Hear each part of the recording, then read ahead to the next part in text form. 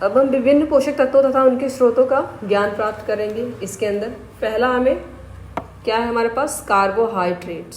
सुना है कार्बोहाइड्रेट्स क्या होता है और कहाँ कहाँ मिलता है, ठीक है। यह हमारे शरीर के लिए उतना ही महत्वपूर्ण है जितना कि कार के लिए ईंधन। सपोज करो अगर हमने कार के अंदर फ्यूल नहीं डाला तो क्या चलेगी? नहीं। तो अगर हमारे अंदर कार्बोहाइड्रेट्स नहीं होगा तो हम भी नहीं चल सकते हैं, ठीक है। तो इसने बोला ना, लाइक कार के लिए ईंधन की जितनी ज़रूरत होती है उतना ही हमें कार्बोहाइड्रेट्स की ज़रूरत होती है। क्लियर है? ओके। उसके बाद यस, जो हमारे शरीर को दिन भर सक्रिय बनाए रखता है, कौन बनाए रखता है हमारे शरीर को दिन भर सक्रिय? कार्बोहाइड्रेट्स। कौन बनाता है? कार्बोहाइड्रेट्स, ठीक है। ठीक है, आगे देखो, हमारे आहार के कौन से खाद्य पदार्थ में कार्बोहाइड्रेट होता है। ये क्वेश्चन हमारे दिमाग में आएगा कि कौन सा खाना खाते हैं जिसमें हमें कार्बोहाइड्रेट मिलता है। बताओ कौन सा खाना खाते हैं? गेहूं में मिलता है शायद से। गेहूं में मिलता है, और किस में मिलता है? गेहूं, चावल में नहीं मिलता। चावल में भी मिलता है, बिल्कुल चावल में मिलता है ना, बिल्कुल। आलू के अंदर बहुत सारा कार्बोहाइड्रेट्स होता है, चावल के अंदर होता है, मिठाइयाँ जो हम खाते हैं उसके अंदर भी होता है ना। भोज्य शर्करा तथा स्टार्च में 2 प्रकार के कार्बोहाइड्रेट्स होते हैं। पहला कौन सा होता है?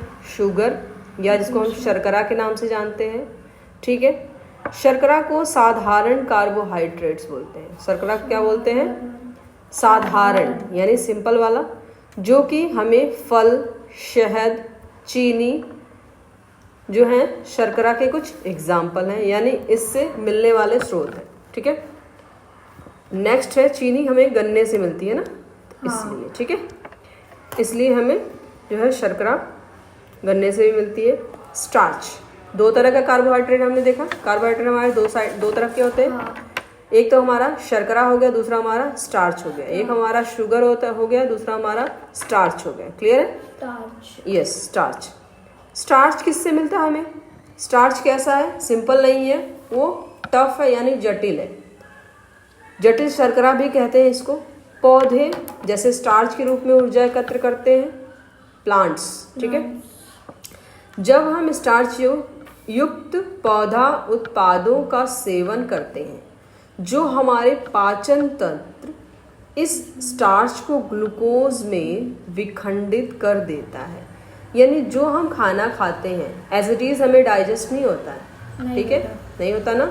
तो क्या होता है, हमारे बॉडी के अंदर कुछ ऐसा सिस्टम है जो प्रोसेस होता है, फिर हमें फिर क्या होता है? ग्लूकोज मिलता है। यस, ग्लूकोज बनता है। यह ग्लूकोज क्या करता है? रक्त में जाता है, रक्त में अवशोषित होता है, और उसके थ्रू हमें क्या होता है? ऊर्जा प्रदान होता है, यानी ऊर्जा प्रदान करता है। क्लियर हुआ कि नहीं हुआ? यस मैम, हो गया। फर्स्ट ऑफ ऑल 2 चीज़ें हैं हमने स्टार्टिंग, जो हमारी बॉडी के लिए सबसे इम्पोर्टेंट पार्ट कौन सा है? कार्बोहाइड्रेट्स है। कार्बोहाइड्रेट्स हमारे 2 तरह के हैं, पहला शर्करा, दूसरा स्टार्च।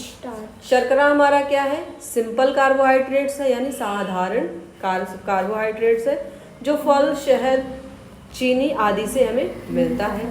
दूसरा क्या है हमारा है? स्टार्च। स्टार्च कहाँ से हमें मिल रहा है? स्टार्च हमें मिल रहा है पौधों से, ठीक है। जैसे अनाज हो गया, आलू हो गया, शकरकंदी हो गया, ये सारे एग्जाम्पल्स किसके हैं? जटिल वाले कार्बोहाइड्रेट्स के। क्लियर है? हाँ जी, yes. 1 gram carbohydrate 4 kilo calorie प्रदान कराता है। क्लियर है? तो यहाँ पे कुछ यूनिट्स दे रखा है इन्होंने, ठीक है। Good evening. यहाँ पर कुछ यूनिट दे रखा है। एक वयस्क व्यक्ति को प्रतिदिन लगभग 400 से 420 ग्राम कार्बोहाइड्रेट्स की आवश्यकता होती है। तो ये डाटा आपको लर्न करना पड़ेगा। एग्ज़ाम के लिए ज़रूरी है कि कोई वयस्क व्यक्ति है, यानी कौन सा व्यक्ति है? अडल्ट पर्सन के बारे में बात हो रही है। कौन? नो, अडल्ट के बारे में बात हो रही है, ठीक है। उसको कितनी की ज़रूरत होती है? 400 से 420 ग्राम प्रतिदिन कार्बोहाइड्रेट्स की ज़रूरत होती है। आपको पता है जो हम खाना खाते हैं मैक्सिमम हम लोग क्या खाते हैं, रोटी रोटी या चावल, है ना। तो हमें पता लग जाता है कि उसी से हमें क्या मिल रही है, ऊर्जा मिल रही है, यानी एनर्जी मिल रही है, जो कि क्या है, कार्बोहाइड्रेट्स, है ना। अब यहाँ पर कार्बोहाइड्रेट के कार्य और उनका स्रोत बताया हुआ है। पहला है आपका ऊर्जा प्रदान करता है और तृप्ति की अनुभूति देता है। अब सपोज करो आपने एक दर्जन केला खा गए, जैसे कि आप खा नहीं सकते हो पर एक एग्जाम्पल के तौर पे बोल रही हूँ, फिर भी आपको ना भूख की तृप्ति नहीं होगी, मतलब आपका पेट नहीं भरा होगा, ऐसा महसूस होगा।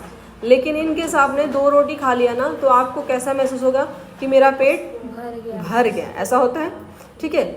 और ये जो होता है, स्टार्च के स्रोत कौन कौन से हैं, अनाज जैसे गेहूँ, चावल, बाजरा, मक्का, आलू, शकरकंदी, अरबी आदि, ठीक है।